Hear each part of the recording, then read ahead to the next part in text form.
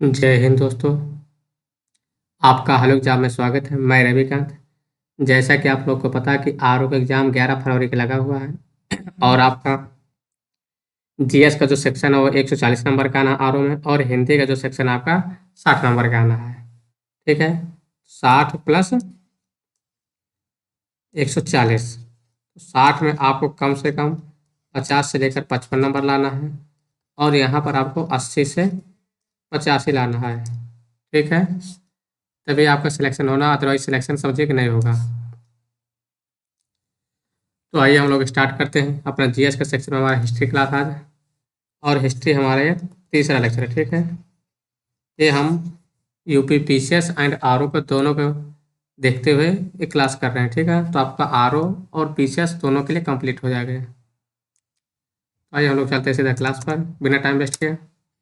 और अगर अभी तक आप लोगों ने हाल एग्जाम को सब्सक्राइब नहीं किया, आप लोग हाल एग्जाम को सब्सक्राइब कर लीजिएगा, और आप अपने दोस्त तक ज़्यादा से ज़्यादा तक शेयर कर दीजिए। ठीक, तो स्टार्ट करते हैं हम लोग। हाँ, वैदिक पीरियड। ठीक, तो वैदिक शब्द वेद से बना है। वेद का अर्थ होता है क्या? ज्ञान। क्या होता है? ज्ञान।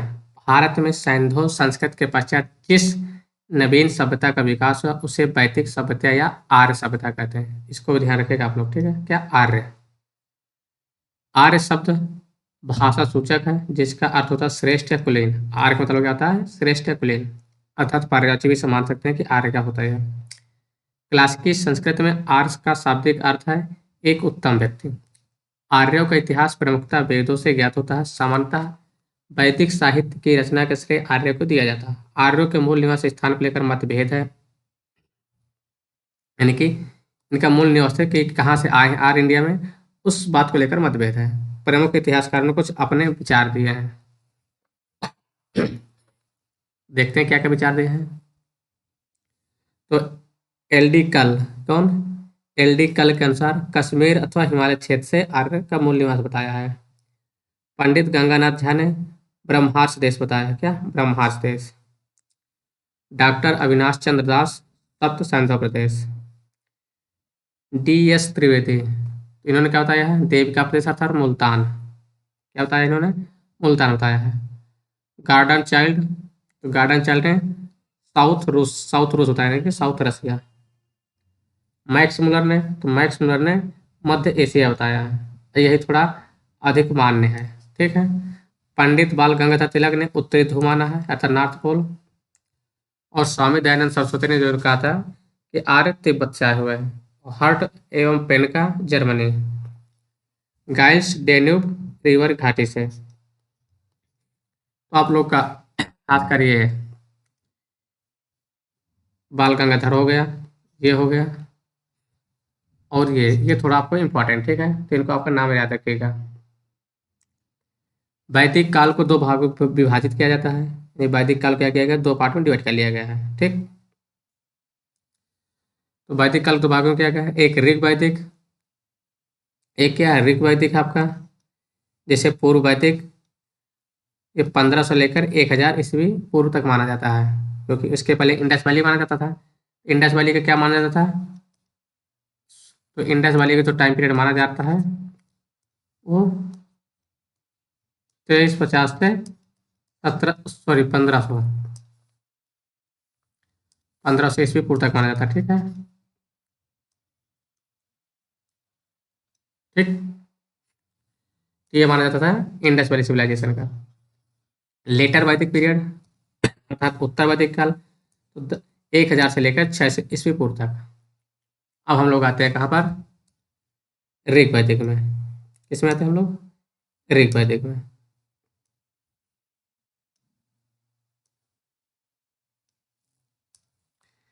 तो ऋग वैदिक काल का इतिहास पूर्णतः ऋग्वेद से ज्ञात होता है। ऋग्वेद में लोहे का उल्लेख नहीं है। किसमें? ऋग वैदिक काल में लोहे का उल्लेख नहीं है, ये ध्यान रखिएगा आप लोग, क्योंकि लेटर वैदिक में है। उत्तर वैदिक ग्रंथों में लोहे का उल्लेख मिलता है। ऋग्वेद के नदी सूक्त में 19 नदियों का उल्लेख किया गया है। कुछ अन्य स्रोतों से 21 नदियों की बात होती है, जिसमें सबसे पश्चिम में, कहाँ? वेस्टर्न में कौन से? कुंभा है, जिसे कुभा या कुंभा बोलते हैं, और सबसे पूर्व में गंगा है। ये पश्चिम, ये पूरब, ठीक है। ये होगा इधर कुंभा आपका, कुंभा ये इधर आपकी कौन सी हो गई, गंगा, ठीक। ऋग्वेद में अफगानिस्तान के 4 नदियों, ऋग्वेद में अफगानिस्तान की 4 नदियों कौन, कुरमु, जिसे कुर्रम बोलते हैं, कुंभा, कुभा, गोमती और सुवास्तु का उल्लेख मिलता है, ठीक है। ऋग्वेद में सप्त सांतोपदेश की 7 नदियाँ, ऋग्वेद में सप्त सांतोपदेश की 7 नदियों का उल्लेख मिलता है। ये कौन सी हैं, ये आपकी सरस्वती, पिपासा, पैसुनी, वितस्ता, सिंधु, सुताद्री, अश्किनी, ठीक है। ये सब पुराने नाम दिए हैं। विपाशा व्यास है, पैसुनी रवि है, वितस्ता झेलम है, सिंधु सिंधु, सुताद्री सतलज है, अश्किनी क्या है, चिनाब है। ऋग्वेद में यमुना नदी का 3 बार उल्लेख है, ऋग्वेद में यमुना नदी का 3 बार और गंगा नदी का 1 बार उल्लेख मिलता है। ये आपको क्वेश्चन पूछ लेता है कि गंगा कितनी बार उल्लेख है और यमुना का। इसमें कश्मीर की 1 नदी मरुदब्रधा का उल्लेख मिलता है। ऋग्वेद में सिंधु नदी का सर्वाधिक बार उल्लेख हुआ है, किसका, सबसे ज़्यादा सिंधु नदी का उल्लेख हुआ है। ऋग्वैदिक आर्यों की सबसे पवित्र नदी कौन सी थी, सरस्वती थी, जिसे मातेत्मा, देवीतमा, नदीतमा कहा गया है। सिंधु नदी को उसके आर्थिक महत्व के कारण हिरण्ययी कहा गया है। क्या कहा गया है, हिरण्ययी। ये आपको इम्पोर्टेंट है, ठीक है। किस नदी को, सिंधु को। प्राचीन संस्कृत ग्रंथों में सिंधु नदी के गिरने की जगह सिंधु सागर अर्थात अरब सागर बताया गया है। गंगा यमुना के द्वाब एवं उसके समीपवर्ती क्षेत्रों को आर्यों ने ब्रह्मार्ष देश कहा। किसके किसके, गंगा यमुना द्वीप को। आर्यों ने हिमालय और विंध्याचल पर्वत के बीच, किसका, हिमालय और विंध्याचल पर्वत के बीच को मध्य देश कहा है, जो हम लोग आज के टाइम पर एमपी यूपी ये वाला रीजन जो है। कालांतर में आर्यों ने संपूर्ण उत्तर भारत में अपना विस्तार कर लिया, जिसे आर्यवर्त कहा, जिसे संपूर्ण नॉर्थ इंडिया में आर्यवर्त कहा। 1400 ईस्वी पूर्व के बोगजकोई, क्या है, बोगजकोई आपका इंपॉर्टेंट है। बोगजकोई एशिया माइनर के अभिलेख में ऋग्वैदिक काल के देवताओं का उल्लेख मिलता है। कौन कौन से देवताओं का, इंद्र हो गया, वरुण, मित्र, नासत्य, ठीक है। कुछ देवताओं का उल्लेख मिलता है किसमें, बोगजकोई एशिया माइनर के बुक, ठीक है। अब हम लोग देख रहे हैं कुछ जो आधुनिक नाम है और प्राचीन नाम है नदियों के, ठीक है, किसके, रिवर्स के।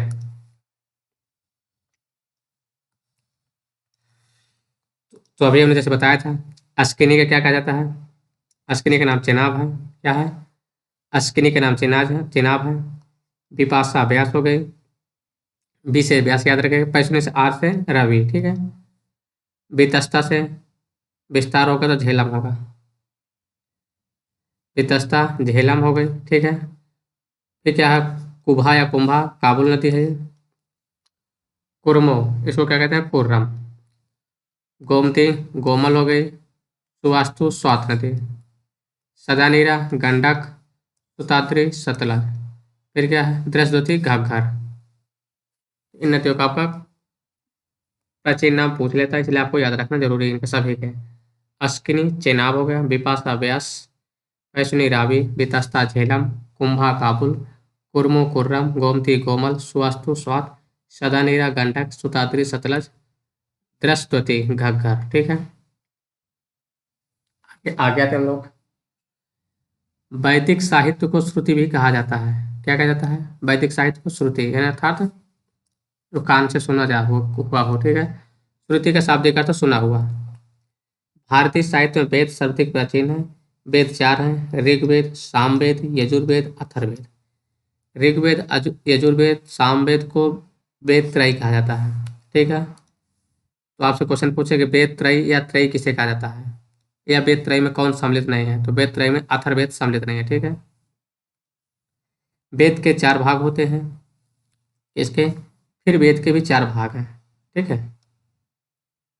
किसके हैं, वेद के फिर 4 भाग हैं, ठीक। कौन कौन से भाग है, संहिता, क्या संहिता, ब्राह्मण, ब्राह्मण ग्रंथ हो गया, फिर आरण्यक, उपनिषद, ठीक।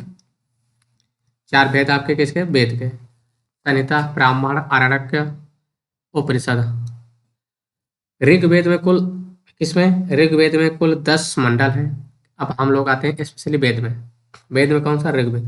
तो ऋग्वेद में टोटल 10 मंडल हैं और 1028 सूक्तियाँ हैं और 10,552 ऋचाएँ हैं, जिसमें से 1017 सूक्ति साकल में तथा 11 सूक्तियाँ बालखिल्य में हैं।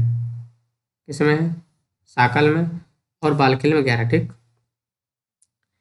ऋग्वेद के 2 से 7 तक मंडल प्राचीन माने जाते हैं। 2 से 7 तक क्या माने जाते हैं, प्राचीन। तो हम लोग देख लेते हैं 10 मंडलों के बारे में, ये रचयिता कौन है। तो प्रथम मंडल सबसे लास्ट में लिखा गया, पहली बात तो ये ध्यान रखिएगा। तो प्रथम मंडल मधुच्छमता और मेधातिथि ने लिखा है। द्वितीय मंडल गृत्समध ने। और तृतीय मंडल आपका इंपॉर्टेंट है विश्वामित्र, गायत्री मंत्र। चतुर्मंडल वामदेव, पंचम मंडली अत्रि, अष्टम मंडल भारद्वाज, सप्तम मंडल ऋषि वशिष्ठ, अष्टम मंडल कण्व आंगिरस, नवम आंगिरस व और अन्य ऋषि। ठीक है। 10वां मंडल बिमदा, इंद्रा, सची और कुछ और भी हैं। ठीक है। आप लोग स्क्रीनशॉट भी लेना चाहे तो ले सकते हैं बैक करके। ठीक। तो ऋग्वेद के तृतीय मंडल में गायत्री मंत्र का उल्लेख है, जिसकी रचना किसने की है, विश्वामित्र ने की है। ठीक है।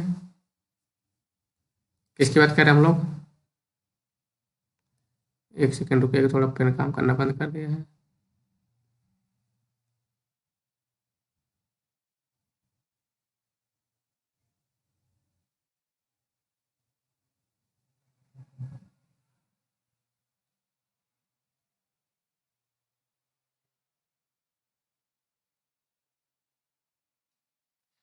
और जो गायत्री मंत्र है, ये गायत्री मंत्र आपका सूर्य देवता को समर्पित है। ऋग्वेद के 9वें मंडल में क्या है, ऋग्वेद के 9वें मंडल में 114 सूक्ति सोम को समर्पित है।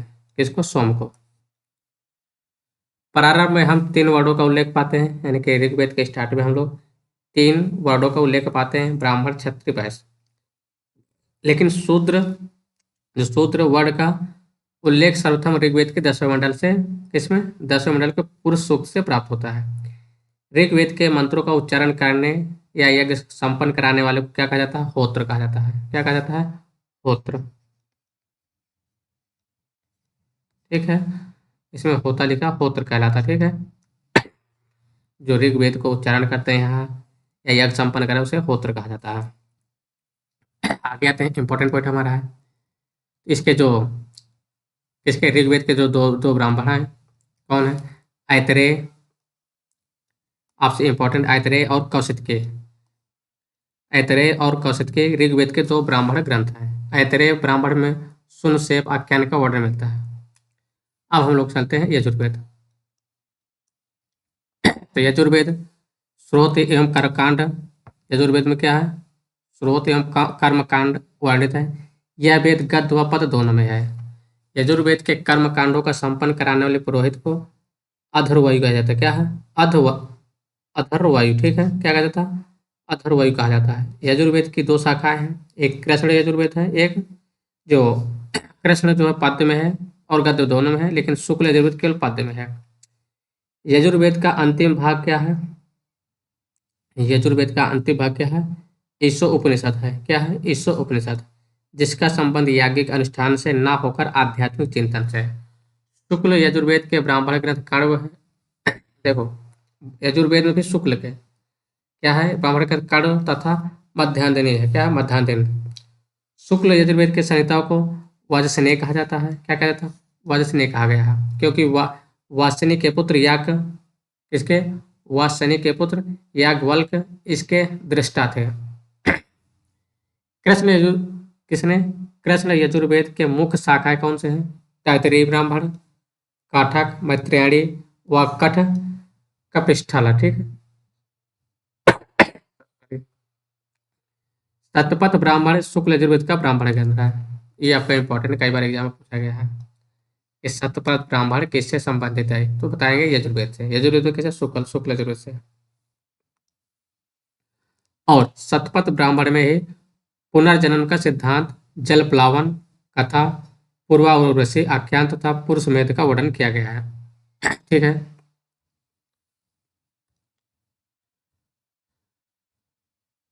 ठीक।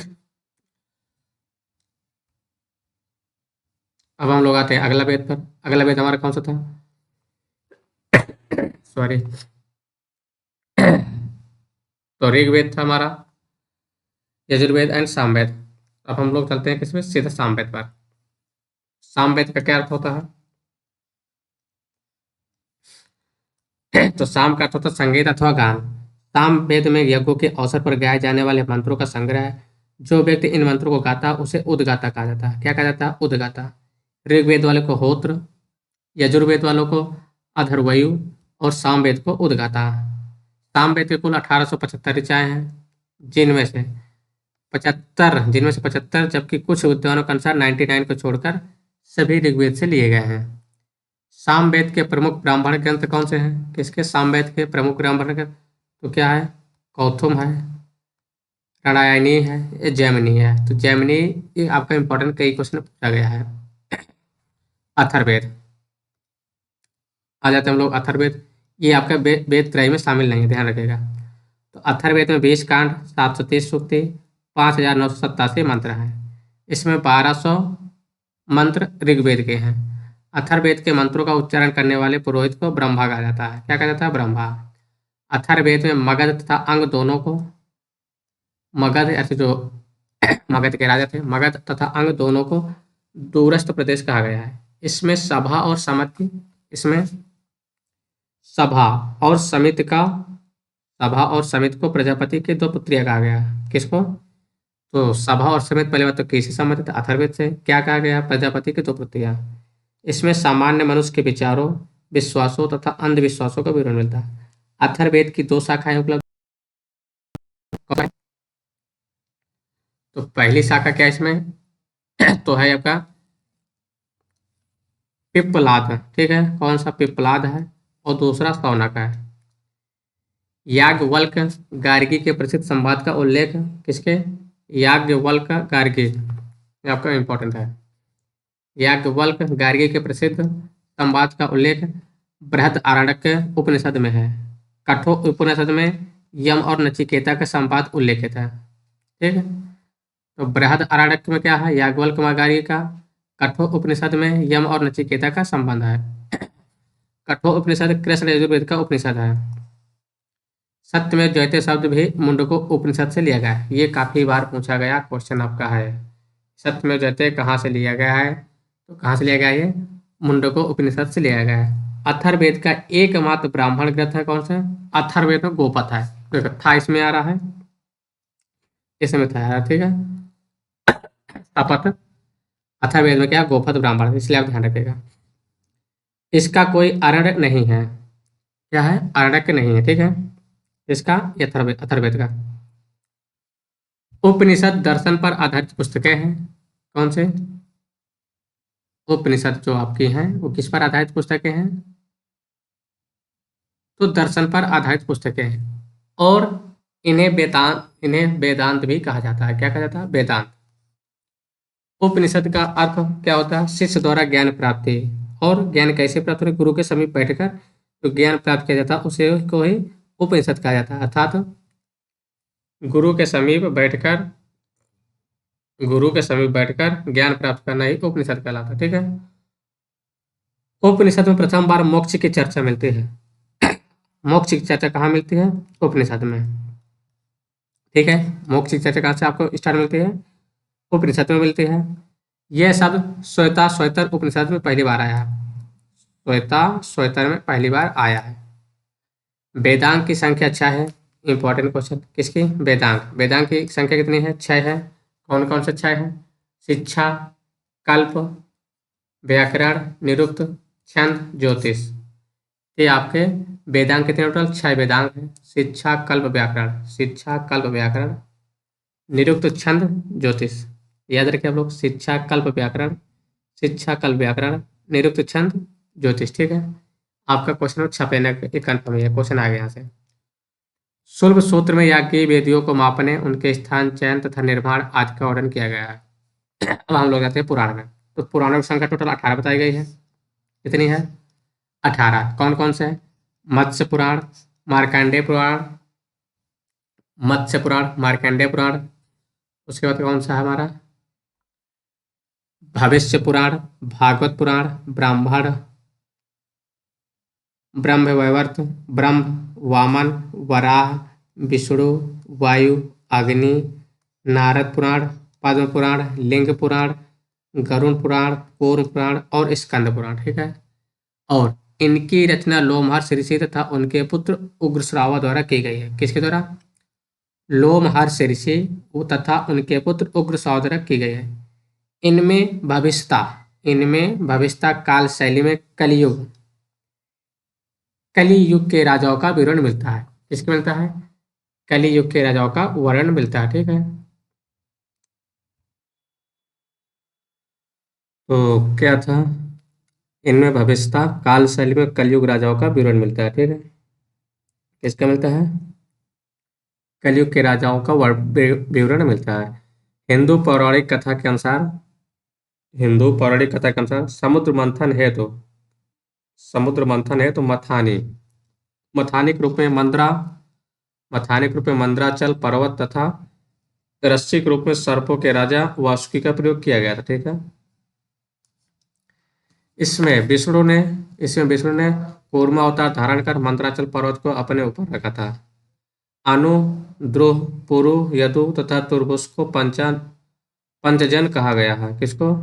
अनु, द्रोह, पुरु, यदु, तुर्वस को क्या कहा गया? पंचजन कहा गया। जन के अधिपति को राजा कहा जाता था। कुलप कुलप परिवार के स्वामी पिता अथवा बड़ा भाई होता था। ग्राम का मुखिया ग्रामीणी कहलाता था। तथा विश्व का प्रमुख विश्वपति कहलाता था। ठीक है। 10 राग 10 राग युद्ध का उल्लेख ऋग्वेद के 7वें मंडल में मिलता है। 10 राग के युद्ध का विवरण का मिलता है ऋग्वेद के 7वें मंडल में। इस युद्ध में प्रत्येक पक्ष में आर्य एवं अनार्य थे। यानी प्रत्येक पक्ष में क्या? आर्य एवं अनार्य थे। ठीक है। यह युद्ध पैसनी नदी अर्थात रावी नदी के तट पर लड़ा गया था। 10 राग युद्ध भरतों के राजा सुदास तथा 10 राजाओं के एक संघ जिसमें पंचजन तथा 5 लघु जनजातियां अलिन, पख्त, भालान, शिवी और बिछड़ानी के राजा सम्मिलित हुए थे। ठीक है। और इस युद्ध में सुदास के राजा की विजय हुई थी। सुदास के पुरोहित वशिष्ठ थे। कौन थे? सुदास के पुरोहित कौन थे? वशिष्ठ थे। ऋग वैदिक युग में राजा भूम का स्वामी नहीं था। ऋग वैदिक काल में राजा भूम का स्वामी नहीं था। यह प्रधानता युद्ध में जन का नेता होता था। ठीक है। विदर्थ विदथ सॉरी विदथ नहीं विदथ विदथ आर्यों की प्राचीन संस्था थी। ऋग वैदिक में पुरोहित, सेनानी तथा ग्रामीणी का उल्लेख मिलता है। इसका पुरोहित का, सेनानी का और ग्रामीणी का उल्लेख मिलता है। पुरोहित युद्ध के समय राजा के साथ जाता था। स्पष्ट तथा गुप्तचर तथा दूत नामक कर्मचारियों का भी उल्लेख है। इसका स्पष्ट, गुप्तचर और दूत नामक कर्मचारियों का उल्लेख है। ऋग वैदिक समाज की सबसे छोटी इकाई परिवार या कुल होते थे। जो ऋग वैदिक टाइम था उस टाइम की जो सबसे छोटी इकाई थे यूनिट, वो परिवार या कुल होता था। ऋग वैदिक समाज क्या था? पितृसत्तात्मक समाज था। वरुण सूक्त के सुनासेप आख्यान से ज्ञात होता है कि पिता अपनी संतान को बेच सकता था। देखिए ये भी कितना कुप्रथा थे कि पिता अपनी संतान को बेच सकता था। ऋग वैदिक कालीन समाज प्रारंभ में वर्ग विभेद में रहित था।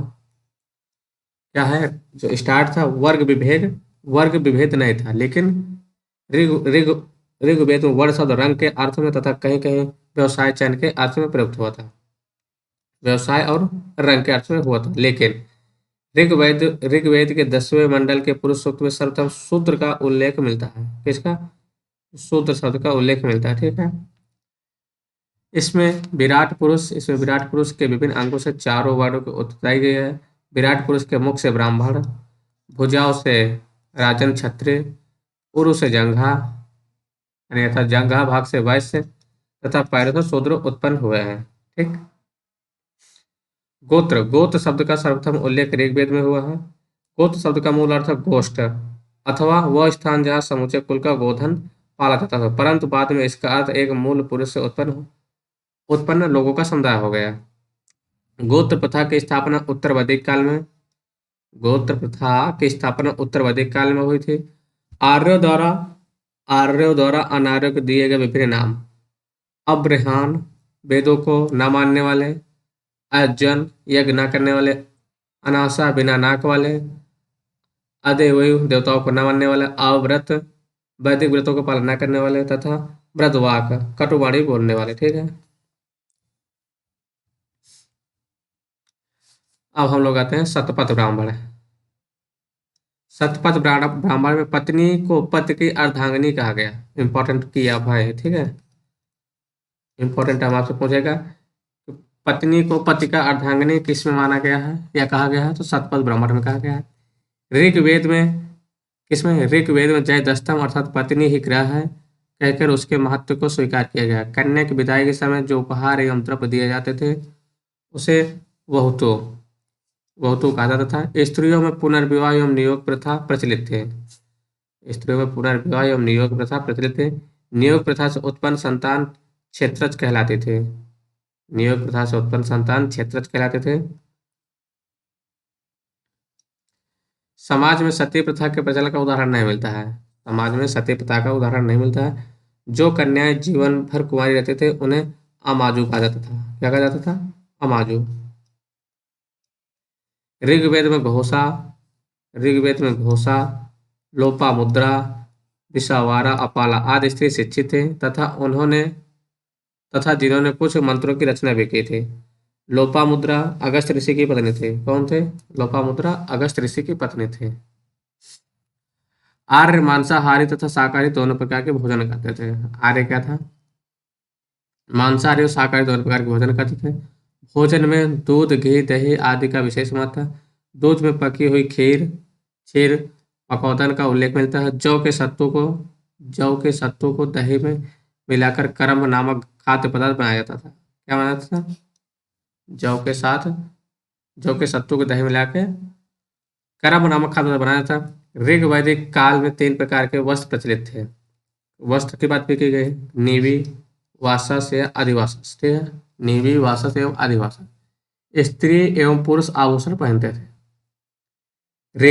ऋग वैदिक आर्य, इसमें ऋग वैदिक आर्य आमोद प्रमोद का जीवन व्यतीत करते थे। रथ दौड़, घोड़दौड़, पासा खेल उनके मनोरंजन के साधन थे। वाद्यों में झांझ, मंजीरे, दुंदुभी, करकरी, बीड़ा, बांसुरी आदि का उल्लेख मिलता है। आर्यों की संस्कृति मूलतः ग्रामीण थी। क्या थे ये? कि आपको इंपॉर्टेंट है, आपसे यही पूछता है कि इंडस वैली सिविलाइजेशन और वैदिक पीरियड में दोनों में क्या अंतर है, तो वो क्या थी? नगरीय थी और ये क्या? ग्रामीण है। कृषि और पशुपालन उनके आर्थिक जीवन का मूल आधार था। ऋग्वेद में पशुपालन की तुलना में कृषि का उल्लेख बहुत कम मिलता है। ऋग्वेद के मात्र 24 मंत्रों में ही कृषि का उल्लेख प्राप्त है। उर्वरा या क्षेत्र कृषि योग्य भूमि को कहा जाता था। ठीक है, बुआई, कटाई, मड़ाई आदि क्रियाओं से लोग परिचित थे। ऋग्वेद में कुल्हा अर्थात नाहर, कूप तथा अवट खोदकर बने हुए गड्ढे, अश्म चक्र आदि का उल्लेख है। ऋग वैदिक समाज में व्यवसाय आनुवंशिक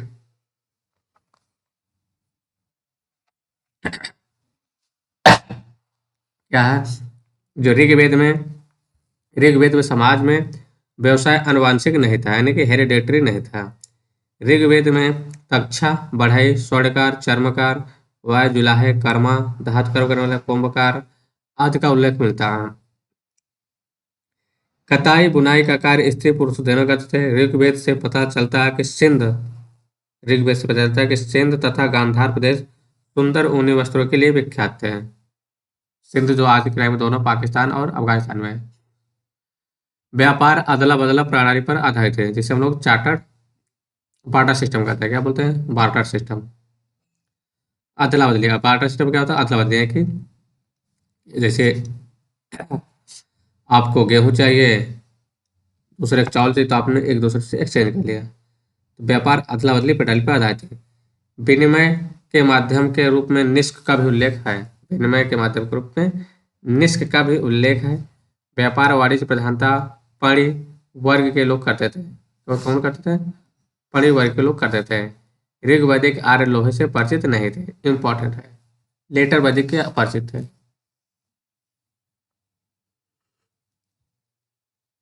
ऋग वैदिक कालीन शब्दावली एवं अर्थ, यानी कि कुछ शब्दावली हैं, आपसे खुद ये वर्ड दे देगा, पूछ लेगा इसका क्या मतलब है ऋग वैदिक टाइम में। ठीक है। नीवी कमर के नीचे पहने जाने वाला वस्त्र है। नीवी नीचे पहने जाने वाला वस्त्र है। वासस कमर के ऊपर पहना जाने वाला वस्त्र है। अधिवासस ऊपर से धारण किया जाने वाला चादर या ओढ़े थी। नीवी नीचे, वासस ऊपर, अधिवासस जो हम लोग चादर ओढ़ लेते ऊपर से। कक्षा बढ़ई हो गया। कर्मा धात कर्म करने वाला। वेकनाट शोधखोर। अरित्र पतवार। अरित्र नाविक। ठीक है।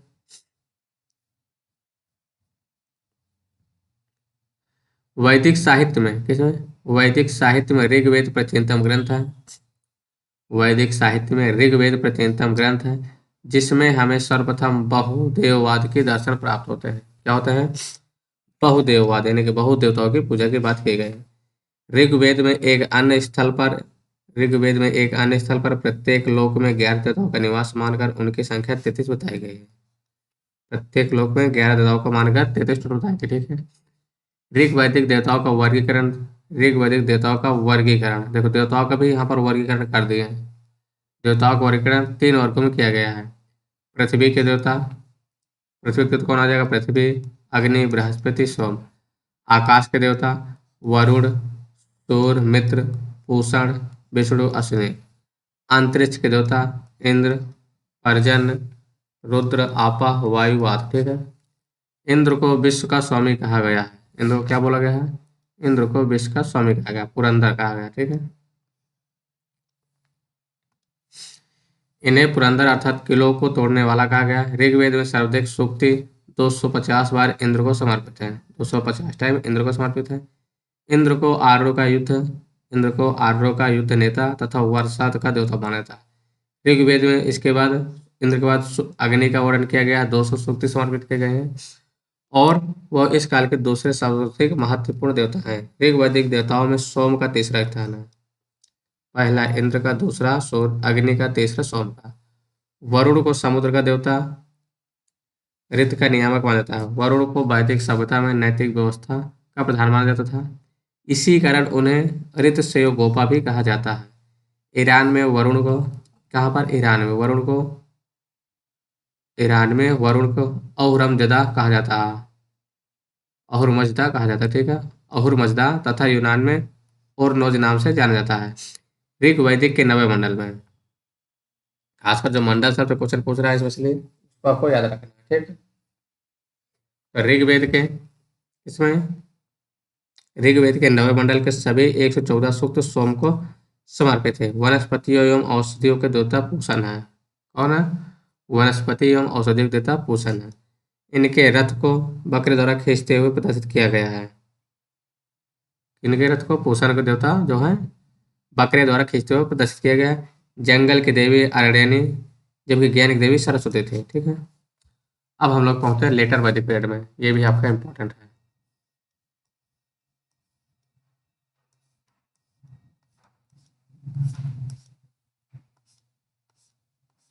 ठीक है।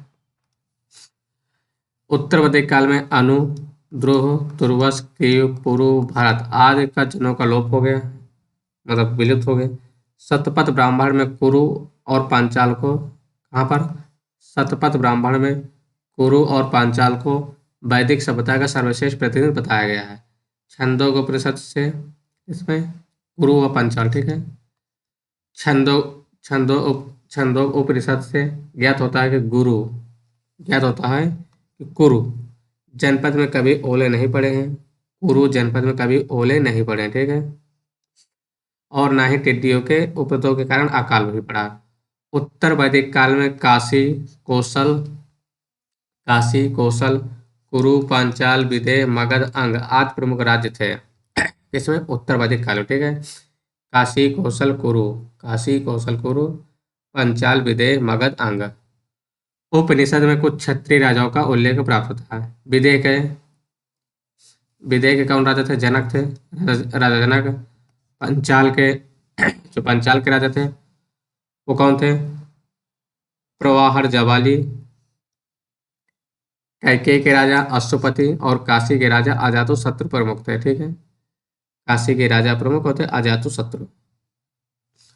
विभिन्न देशों में राजा के विभिन्न नाम हैं। तो पूरब में राजा क्या कहा जाता था? सम्राट। पश्चिम में स्वराट, उत्तर में विराट, दक्षिण में भोज और मध्य में राजा। हम लोग के यहाँ केवल राजा को राजा ही बोलते थे, लेकिन पूरब में ईस्ट में सम्राट, पश्चिम में स्वराट, उत्तर में विराट और दक्षिण में भोज।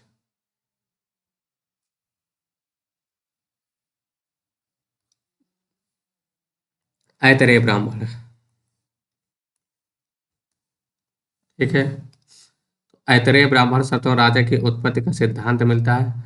ऐतरेय ब्राह्मण में कहा गया है कि समुद्र पर्यंत पृथ्वी का शासक एकराट होता था। कौन होता था? एकराट।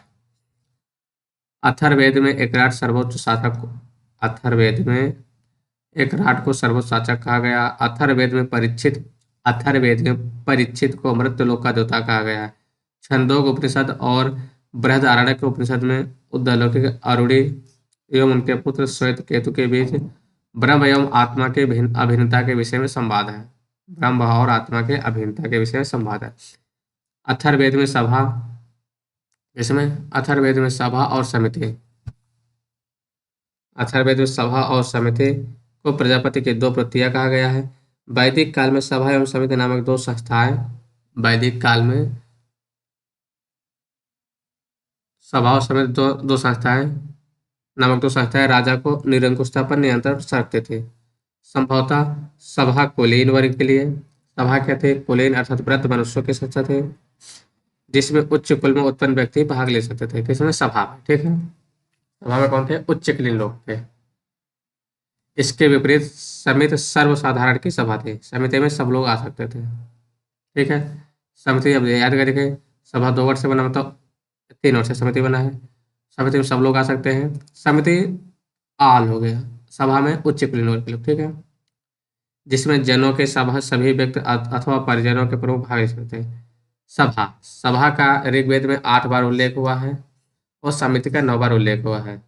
उत्तर वैदिक काल में सभा में महिलाओं की भागीदारी बंद कर दी गई। कहाँ पर? उत्तर वैदिक काल में सभा में महिलाओं की भागीदारी को बंद कर दिया गया था। संहिता एवं ब्राह्मण काल तक सीमित, संहिता एवं ब्राह्मण काल तक से समिति का प्रभाव कम हो गया, यानी कि इस टाइम तक धीरे धीरे समिति का प्रभाव डाउन हो गया और केवल परामर्शदायिनी, इस टाइम तक क्या हुआ? परामर्शदायिनी परिषद ही रह गए। राजसूय में रत्न आविष उत्सव के समय राजा रत्निन के घर जाता है। अलग अलग ग्रंथों में रत्निनों को संख्या अलग अलग प्राप्त होती है।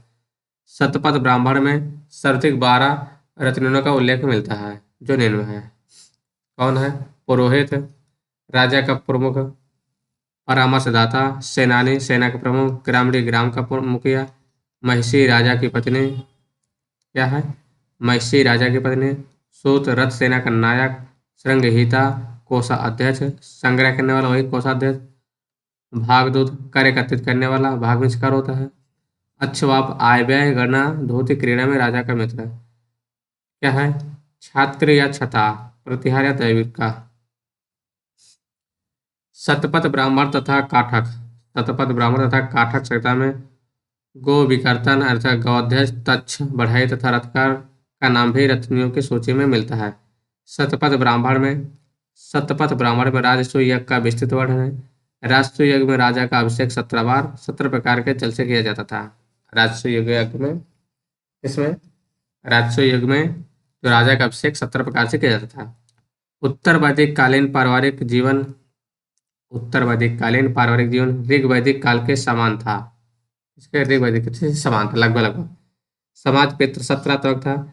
ऐतरेय ब्राह्मण से पता चलता है कि अजिगर्त ने अपने पुत्र सुनासेप को 100 गाय लेकर बलि के लिए बेच दिया था। 100 जो गाय खरीदा और बलि के लिए बेच दिया। उत्तर वैदिक काल में समाज 4 वर्णों में विभक्त था। अब यहाँ तो पूरी तरह से विभक्त हो गया, ब्राह्मण, क्षत्रिय, वैश्य व शूद्र। ऐतरेय ब्राह्मण में चारों वर्णों के कर्तव्यों का वर्णन मिलता है। क्षत्रिय या राजा भूमि का स्वामी होता था। वैश्य दूसरों कर देते थे। शूद्रों को 3 वर्ग को सेवा करना रहता था, ठीक है। ऐतरेय ब्राह्मण में कन्या को चिंता का कारण माना जाता था। ऐतरेय ऐतरेय ब्राह्मण में कन्या को चिंता का कारण माना गया है। मैत्रेयणी संहिता में स्त्री को पाशा तथा सुरा के साथ 3 प्रमुख बुराइयां भी गिनाया गया है। यानी स्त्री, पाशा और सुरा को, दारू को, तीनों बुराइयों में गिनाया गया है। बृहद आरण्यक उपनिषद में याज्ञवल्क्य गार्गी संवाद का उल्लेख है, ठीक। उल्लेख में क्या बात है इसमें?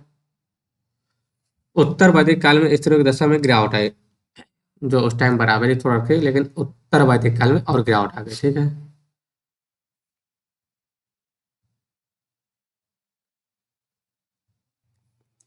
छंदो उपनिषद के समय छंदो छंदो उपनिषद में केवल 3 आश्रम का उल्लेख है। सर्वप्रथम 4 आश्रम का उल्लेख जबाल, जो 4 आश्रम का उल्लेख था वो जपालो उपनिषद में मिलता था, ठीक है। लेकिन छंदो उपनिषद में 3 का मिलता है।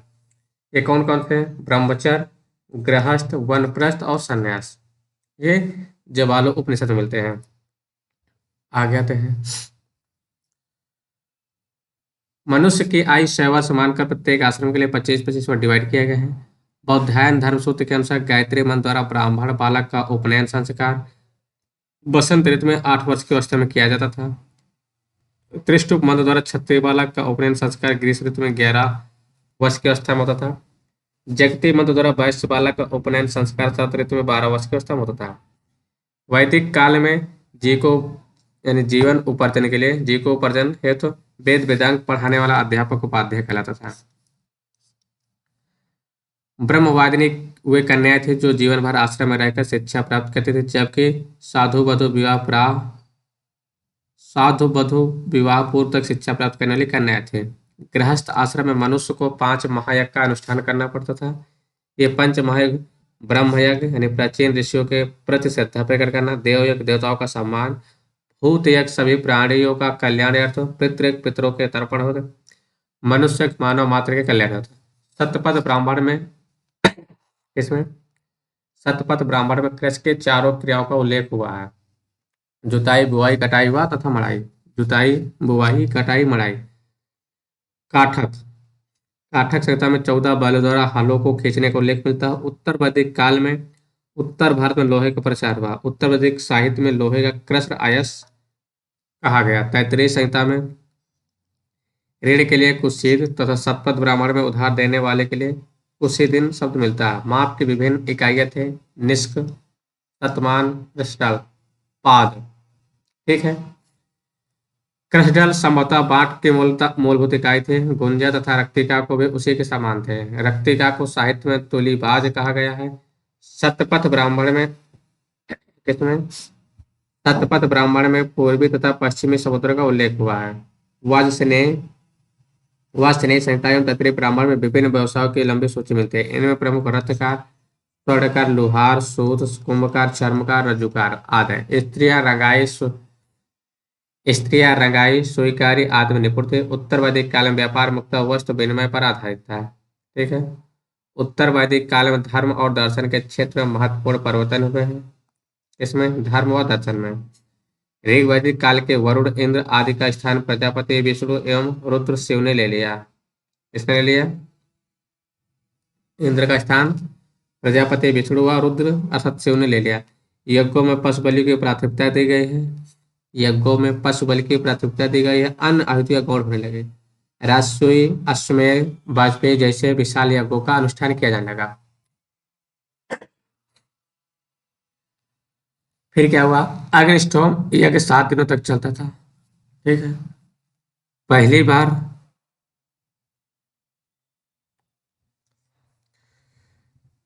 कितने दिनों तक चलता था? टोटल 7 दिनों तक चलता था, ठीक है। पहली बार सतपथ ब्राह्मण में पुनर्जन्म के सिद्धांत का उल्लेख मिलता है। कहाँ पर मिलता है? सतपथ ब्राह्मण में पहली बार मिलता है। उपनिषदों में ब्रह्म एवं आत्मा के संबंधों की व्याख्या की गई। पुरुषार्थ की संख्या 4 है। धर्म, अर्थ, काम व मोक्ष। धर्म, अर्थ तथा काम को त्रिवर्ग कहा गया है, ठीक है। क्या कहा गया है? त्रिवर्ग कहा गया है। गृह सूत्र में 16 प्रकार के संस्कार का उल्लेख है। ये 16 प्रकार के संस्कार कौन से हैं? गर्भाधान, पुंसवान, सीमंतोन्नयन, जाति कर्म, नामकरण, निष्क्रमण, अन्नप्राशन, चूड़ाकर्म, कर्णवेद, विद्यारंभ, उपनयन, वेदारंभ, केशांत, समावर्तन, विवाह एवं अंत्येष्टि। स्मृति ग्रंथों में 8 प्रकार के विवाह का उल्लेख है। क्या है? स्मृति ग्रंथों में 8 प्रकार के विवाह का उल्लेख है। ये हैं ब्रह्म, दैव, आर्ष, प्रजापति, गंधर्व, असुर, राक्षस एवं पिशाच विवाह। ठीक है, टोटल 8 प्रकार के विवाह का वर्णन मिलता है।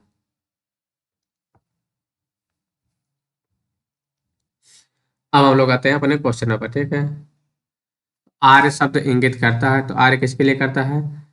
निर्जात समूह के, यावारी भाषा, लेकिन क्या था? श्रेष्ठ वंश को। ठीक है, देखो दोनों सेम टाइम पर क्वेश्चन आए थे, आईएएस और पीसी में। क्लास की संस्कृत में आर्य शब्द का अर्थ है, तो आर्य ईश्वर विश्वासी, एक वंशानुगत जाति, किसी विशेष धर्म विश्वास रखने वाले, एक उत्तम व्यक्ति। सबसे पुराना वेद, 4 वेद में से ऋग्वेद सबसे। त्रय किसे कहा जाता है? 3 वेदों का समूह। ठीक है, किस वैदिक ग्रंथ में वर्ड शब्द का सर्वप्रथम नामोल्लेख मिलता है? किसमें मिलता है सबसे पहले? ऋग्वेद के 10वें मंडल में। वर्ण व्यवस्था में संबंधित पुरुष सूक्त मूलतः पाया जाता है, तो पुरुष सूक्त मूलतः कहाँ पाया जाता है? ऋग्वेद में। ऋग 10वां मंडल का पाठ है। अब क्या करना है? मिलान करना आपको। ठीक है, अथर्ववेद, ऋग्वेद, यजुर्वेद, सामवेद। सामवेद के संबंधित संगीत है, तो देखिए आपको अब इनमें से कोई ना कोई सही होना चाहिए। ठीक है, फिर आपका क्या आता है? ऋग्वेद, तो ऋग्वेद में किसकी बात की गई है? तो ऋग्वेद में ईश्वर महिमा। ठीक, उसके बाद आपका अथर्ववेद, अथर्ववेद में औषधियाँ या टोनाटर का, यजुर्वेद में बलिदान विधि बताए गए। ठीक है, क्या हो जाएगा आपका? 3, 1, 2, 4।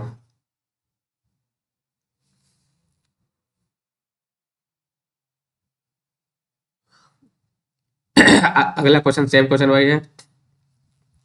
सामवेद संगीतमय हो जाएगा, अथर्ववेद टोना टटका तंत्र मंत्र, यही मिल जाएगा आपका आंसर। सी का 1, सी का 1 किस में है? डी में और ए में, और डी का 3, ये नंबर ऑप्शन हो जाएगा। तो बी का क्या हो जाएगा? 2, स्रोत एवं कर्मकांड, यजुर्वेद में स्रोत एवं प्रार्थना है। ठीक है, श्लोक है। निम्नलिखित 4 वेदों में से किस एक में जादुई माया का वर्गीकरण किया गया? अथर्ववेद में है। इसको त्रैवेद कहा जाता है। ऋग्वेद में टोटल ऋचाएँ कितने हैं? तो ऋग्वेद में टोटल कितने ऋचाएँ थे? तो उसका टोटल 1027 माना जाता है। कितना? 1027। ऋग्वेद में, ऋग्वेद है तो ऋग्वेद क्या है? स्रोतों का संकलन, यानी श्लोकों का संकलन, कथाओं का संकलन, युद्ध का, शब्दों का, क्या? श्लोकों का संकलन, श्लोक है ये। ठीक है, और में आगे देखें, फिर क्या है? ब्राह्मणों की बात की गई है कि कौन किसका ब्राह्मण। ठीक है, ऋग्वेद, तो ऋग्वेद, सामवेद, अथर्ववेद, यजुर्वेद। तो ऋग्वेद का कौन सा ब्राह्मण है? तो ऋग्वेद का आपका ऐतरेय है। ऋग्वेद का कौन सा ब्राह्मण है? ऐतरेय। ठीक है, सामवेद का पंचविश, अथर्ववेद का गोपथ है, बताया था था जहाँ है वहीं पर यहाँ पर था आएगा, गोपथ हो गया। यजुर्वेद का शतपथ है, शतपथ। ठीक है, क्या हो जाएगा? 3, 4, 1, 2, 3, ये मिलेगा 3, 4, 1, 2। ठीक है, निम्नलिखित में कौन सा ब्राह्मण ग्रंथ ऋग्वेद का है? तो अभी जस्ट हमने पढ़ गया है कौन सा? ऐतरेय है। ऐतरेय व कौशिकी किसका है? ये ऋग्वेद का। ठीक है, गोपथ किसका है? अथर्ववेद का है। निम्नलिखित में कौन सा शुल्क यजुर्वेद की संहिता है? कौन सा है? वार्ष्णेय। ऋग्वेद का कौन सा मंडल पूर्णतः सोम को समर्पित है? कौन सा है? नवा मंडल सोम को समर्पित है। 10वें में आपका शूद्र का वर्णन है, तीसरे में गायत्री मंत्र का। ऋग्वेद संहिता का नवा मंडल पूर्णतः समर्पित किसको है? किसको? सोम को। यज्ञ संबंधी विधि विधानों का पता चलता है, तो विधि विधानों का पता किसमें चलता है? यजुर्वेद में। ऋग्वेद में श्लोक है, सामवेद में सांग के बारे में, डांस वांस संगीत। ठीक। किसका संकलन ऋग्वेद पर आधारित है? सामवेद का ही जो सामवेद है वो पूरा ऋग्वेद का ही कॉपी है लगभग लगभग। भारत के किस स्थल की खुदाई से लौह धातु के प्रचलन के प्राचीनतम प्रमाण मिलते हैं? तो कहाँ उससे मिलता है? अतरंजी खेड़ा। भारत के स्थल के लौह यानी लोहे के प्राचीनतम मिलते हैं वो अतरंजी खेड़ा से मिलते हैं। ठीक है।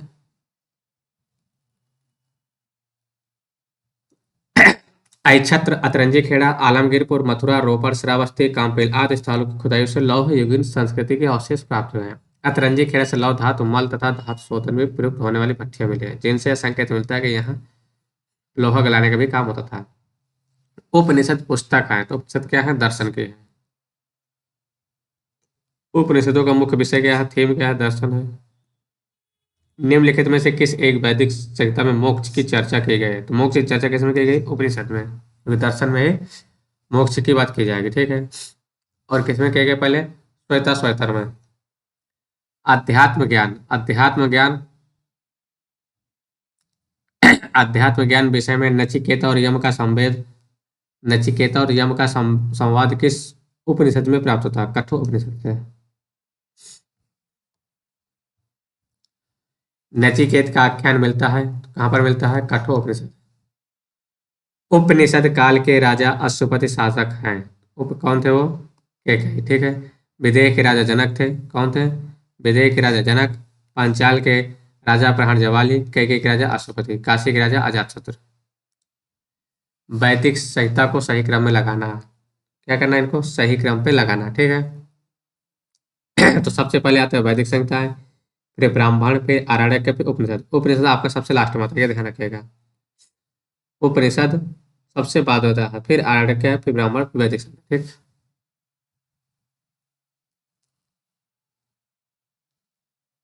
आरंभिक वैदिक साहित्य में सर्वाधिक वर्णित नदी, तो सर्वाधिक सबसे ज्यादा वर्णन किसका किया गया है? सिंधु नदी का। ठीक है। सिंधु नदी का सबसे बार वर्णन किया गया। वैदिक नदी अस्किनी की पहचान निम्नलिखित नदियों में से किस एक के साथ की जाती है? तो अस्किनी का चेनाब के रूप में किया जाता है। बिपाशा व्यास हो गई, पैसिनी रावी हो गई, वितस्ता झेलम। ऋग्वेद में निम्नलिखित किन नदियों का उल्लेख अफगानिस्तान के साथ आर्यों के संबंध का सूचक है? अस्किनी, ये हो जाएगा कुभा और कुरम। ठीक है। वैदिक नदी कुभा का स्थान कहाँ पर होना चाहिए? तो अभी जस्ट हमने पढ़ा कहाँ पर? अफगानिस्तान। अब इनको ओरिजिनल नाम से जो आज के टाइम पे यूज होता है उनका, पैसुनी क्या हो जाएगा? रावी हो जाएगा। कुभा काबुल हो गई। ठीक है। सुताद्री सतलज हो गई। सदानीरा गंडक हो गई। 2 3 1, 2 3 1 4 बी नंबर। ठीक है।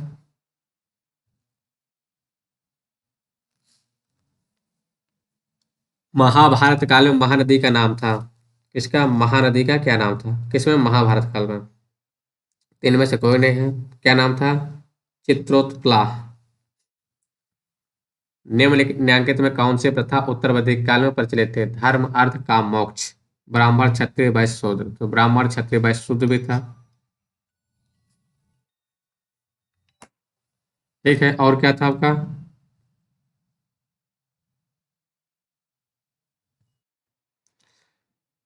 तो इस क्वेश्चन का आंसर क्या हो जाएगा आपका? देखिए, ये ब्राह्मण, क्षत्रिय, वैश्य, शूद्र ये आपका ऋग्वेद पीरियड में ही आ गया था, यानी वैदिक पीरियड में ही आ गया था, तो ये ऑप्शन नहीं होगा। क्या कह रहा है? कौन से प्रथा प्रचलित थे? प्रचलित इसमें कौन से थे? धर्म, अर्थ, काम, मोक्ष ये आ चुका था, और उसका ब्रह्मचर्य, गृहस्थ, वानप्रस्थ ये भी आ गया। ठीक है। तो ए एन सी हो जाएगा दोनों।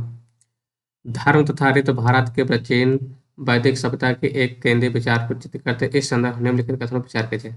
धर्म व्यक्ति के दायित्व एवं स्वयं तथा दूसरे के प्रति व्यक्तिगत कर्तव्यों का संकल्पना था। अगला क्या है? ऋतु मूल भूत भौतिक विधान, नैतिक विधान जो श्रेष्ठ और उत्तम अंतर्निहित सारे तत्वों का क्रियाकलापों को संचालित करता था। दोनों से हो जाएगा इसमें। भारतीय संस्कृति के अंतर्गत रीति का अर्थ है, तो क्या हो जाएगा इसका अर्थ? प्राकृतिक नियम।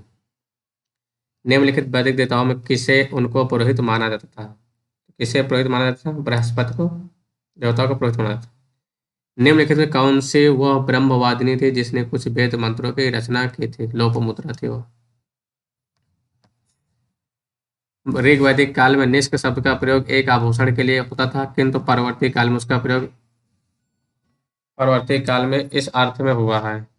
किस अर्थ में हुआ था वो?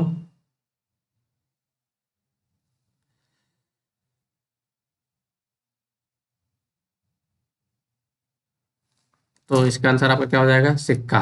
ठीक है, क्या हो जाएगा? सिक्का। अगला क्वेश्चन, ऋग वैदिक काल में निष्क किस अंग का आभूषण था?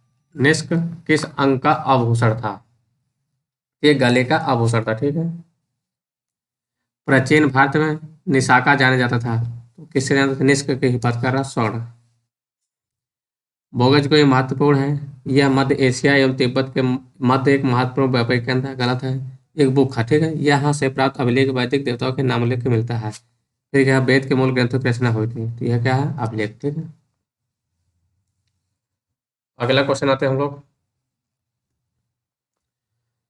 अगला क्या क्वेश्चन, निम्नलिखित अभिलेखों में कौन सा ईरान से भारत में आर्यों का आने की सूचना देता है? क्या है? बोगज कोई। 14वीं शती ईस्वी पूर्व का एक अभिलेख जिसमें वैदिक देवताओं का वर्णन है, क्या है वो? निम्नलिखित में से किसने आर्यों के आदेश में बारे में लिखा? किसने लिखा था? बाल गंगाधर तिलक। जिस ग्रंथ में पुरुषमेध का उल्लेख हुआ वो है, किस ग्रंथ में पुरुषमेध का उल्लेख हुआ है? यह शुक्ल यजुर्वेद के शतपथ ब्राह्मण में हुआ। किसमें हुआ है? शतपथ ब्राह्मण तथा कृष्ण यजुर्वेद तैतरीय ब्राह्मण में हुआ है। ठीक है, शुक्ल यजुर्वेद। ठीक, अगला क्वेश्चन आते हैं हम लोग। अगला क्वेश्चन कहाँ रह गया? नीचे रह गया क्या? शतपथ ब्राह्मण में उल्लेखित राजा विदेत शतपथ ब्राह्मण में उल्लेखित राजा विदेत माधव से संबंधित ऋषि थे, तो ऋषि कौन संबंधित थे? ऋषि में गौतम, राहुगण। उत्तर वैदिक काल में निम्नलिखित में से किनको आर्य संस्कृत का धुर समझा जाता था? आर्य संस्कृत धुर तो किस समझा जाता था? पूर्व व पंचाल को। ठीक है, गोत्र शब्द का प्रयोग सर्वप्रथम किया गया था, कहाँ किया गया है? ऋग वैदिक काल में। पूर्व वैदिक आर्यों का धर्म प्रमुखता था। पूर्व वैदिक का तो उनका मुख्य धर्म क्या था? प्रकृति पूजा और यज्ञ था। ऋग वैदिक काल में जनता निम्न से मुक्ता किसमें विश्वास करती थी? किसमें? ऋग वैदिक काल में किसमें विश्वास करते थे वो? बलि एवं कर्मकांड पर या बहु ईश्वरवाद पर। ठीक है, प्रसिद्ध 10 राजाओं का युद्ध किस नदी के तट पर लड़ा गया था? किस नदी पर है? और रावी, पैसुनी हो जाएगा। ठीक है, 10 राजाओं का युद्ध किस नदी? क्या? पैसुनी। मातेतमा, देवीतमा, नदीतमा, किस नदी से किस नदी को समुद्र किया? सरस्वती को। उस जनजाति का नाम बतलाइए जो ऋग वैदिक आर्यों के पंचजन से संबंधित नहीं है, यानी कि जो 5 जन थे उनसे संबंधित नहीं है, तो क्या हो जाएगा? कीकट। यदु, तुर्वस और द्रोह यदु शामिल थे पंच में। ठीक है, प्राचीन काल में आर्यों के जीविका और पचन का मुख्य साधन था। किसमें? प्राचीन काल में। किसमें था? कृषि। ऋग वैदिक में उल्लेखित यौ शब्द किस कृषि उत्पाद से संबंधित है? यौ क्या हो जाएगा? जौ। देखो मेन से पूछा है, कितना इंपॉर्टेंट क्वेश्चन है आपका। सूची 1 से सूची 2 के मिलाना है। ठीक है, यौ क्या हो जाएगा आपका? जौ। ठीक है, क्या है आपका? 4। सी का 4 कहीं मिल रहा है? सी का 4 मिल गया, और मिल गया, तो ये आंसर हो जाएगा। क्या हो जाएगा? ब्री, चावल, ब्री चावल हो जाएगा। मुदक, मूंग, सुगन्ना। ठीक, अगला क्वेश्चन, ऋग वैदिक में पाणी किस वर्ग के लिए किया जाता है? क्या लिखा है? पाणी लिखा। ठीक है, देखना रहा होगा तो लिख दे रहे हैं। किस वर्ग के नागरिक थे? क्या है? व्यापारी थे। वैदिक युग में प्रचलित लोकप्रिय शासन प्रणाली थे, कौन सी प्रणाली थे? वंश परंपरागत राजतंत्र था।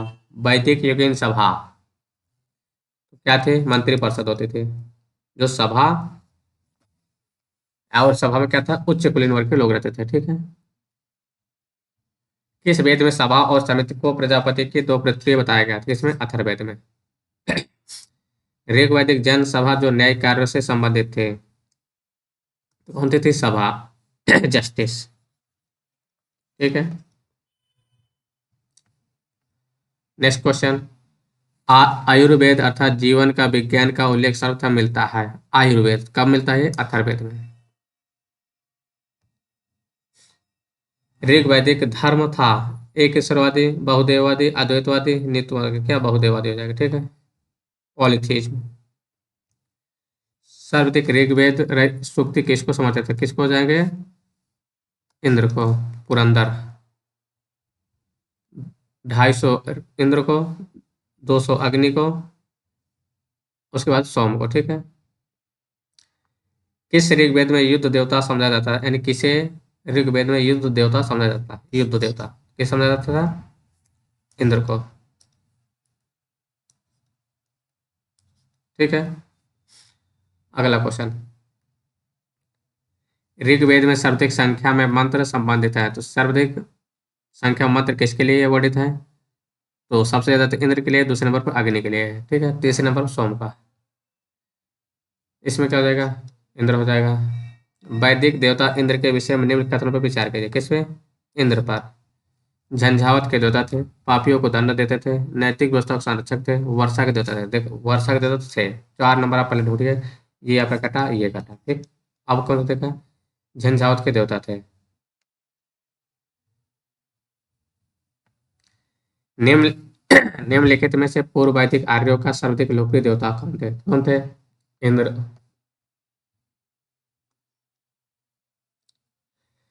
वैदिक देवमंडल में निम्न से कौन सा देवता युद्ध का देवता माना जाता था? ठीक है।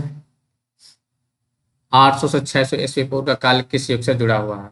किस युग से जुड़ा है ये लेटर वैदिक का टाइम है। और लेटर वैदिक में क्या है? ब्राह्मण युग थे। गायत्री मंत्र किस पुस्तक में मिलता है? तो किस में मिलता है? ऋग्वेद के तीसरे मंडल पर। गायत्री मंत्र का नाम प्रसिद्ध मंत्र सर्वप्रथम किस ग्रंथ में मिलता है? किस में मिलता है? ऋग्वेद। ठीक है। गायत्री मंत्र की रचना किसने की थी? ऋषि विश्वामित्र ने, ऋग्वेद के तीसरे मंडल में। ठीक है। सर्ग, प्रतिसर्ग, वंश, मनवंतर, वंशांचरित संकेतक है। क्या संकेतक है? पुराणों में मिलता है। ठीक है। पुराणों में 5 प्रकार के विषय का वर्णन किया गया है। सर्ग, प्रतिसर्ग, वंश, मनवंतर, वंशांचरित। सर्ग बीज। पुराणों की संख्या 18। ये तो कोई बच्चे बता दे। देखो पीछे से पूछा गया। श्रीमद् भागवत गीता मौलिक रूप से किस भाषा में लिखी गई है? किस भाषा में लिखी गई है? संस्कृत भाषा में। ठीक है।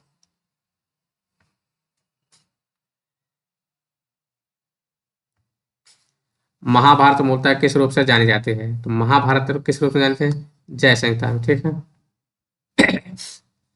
षष्ठ शास्त्रीय संहिता उपनाम निम्नलिखित में से किस ग्रंथ का? किस ग्रंथ का है? महाभारत का। हिंदू पौराणिक कथा के अनुसार समुद्र मंथन हेतु किस सर्प ने रस्सी के रूप में कार्य स्वयं को प्रस्तुत किया? तो वासुकी हो जाएगा। ठीक है। किस काल में अछूत की अवधारणा स्पष्ट रूप से उद्धृत हुई थे? ऋग वैदिक बिल्कुल नहीं, उत्तर वैदिक नहीं, उत्तर गुप्त काल में धर्मशास्त्र के टाइम पर आ गई थी। सत्यमेव जयते किस उपनिषद से लिया गया? किससे लिया गया है? मुंडको उपनिषद से लिया गया है। ठीक है। किससे? मुंडक उपनिषद से। ठीक है। सत्यमेव जयते मुंडक उपनिषद से। भारतीय प्रतीक पर उत्कृष्ट सत्यमेव जयते हैं कहाँ से? मुंडक उपनिषद से।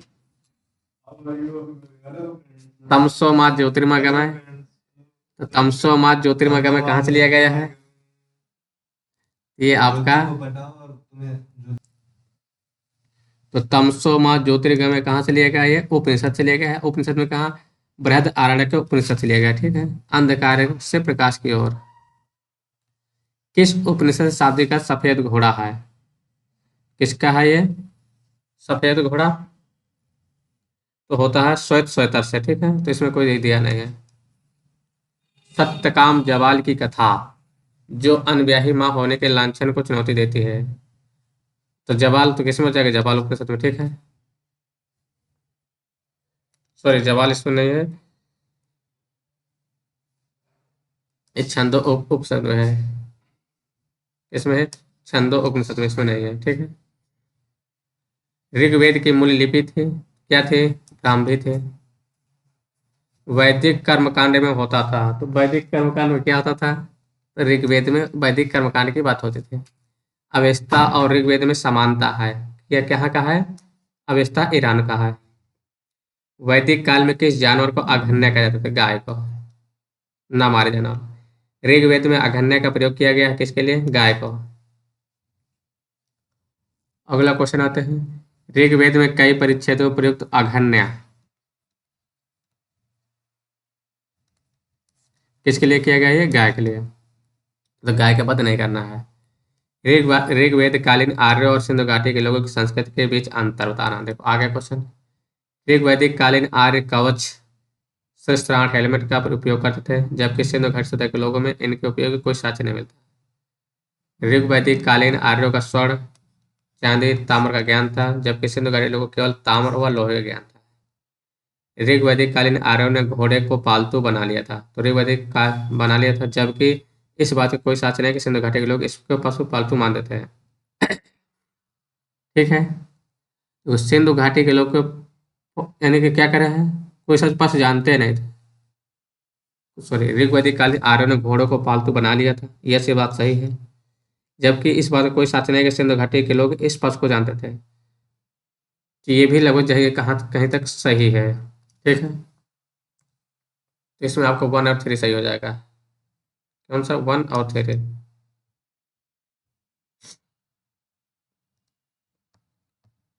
अगला क्वेश्चन आते हैं, ऋग्वैदिक काल के प्रारंभ निम्न से किसे महत्वपूर्ण मूल्यवान संपत्ति समझा जाता था? किसे समझा जाता था? गाय को, ऋग्वैदिक काल में। सिंधु घाटी शब्द था, कैसे थे? नगरी थे। ऋग्वैदिक कैसे थे? फिर क्या है? तो ऋग्वैदिक क्या हो जाएगा? चार गाह हो जाएंगे। उत्तर वैदिक में कृषक, मध्यकाल में जमींदार। ठीक है, क्या हो जाएगा? पहले बात तो 4 नंबर पे आ जाओ।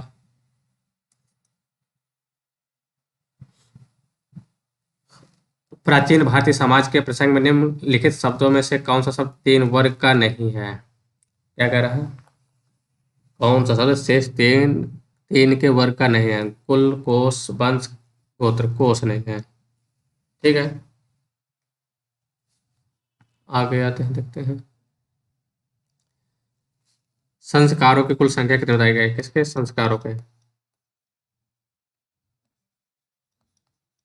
संस्कारों की कुल संख्या बताई गई है 16 संस्कार। ठीक है, जीव को उपार्जन हेतु वेद वेदांग पढ़ाने वाला अध्यापक क्या कहलाता है? उपाध्याय। आज के उपाध्याय नहीं, जो अपने जीव का जीवन जीने के लिए जो वेद वेदांग पढ़ाते थे उसको बोलते थे उपाध्याय। ठीक है, तो हमारा ये वैदिक और लेटर वैदिक पूरा पूरा खत्म हो गया। अब हमारा जो आएगा अगला बौद्ध धर्म आएगा। क्या आएगा? बौद्ध, बुद्धिज्म। ठीक है, तो अब हम इन बुद्धिज्म को नेक्स्ट क्लास में देखेंगे। आज क्लास हम लोग यहीं पर समाप्त करते हैं। तो आप लोग कमेंट करिएगा आपको क्लास कैसी लगी। अगर आपको क्लास अच्छी लगी हो तो आप लोग शेयर जरूर करिएगा। ठीक, धन्यवाद।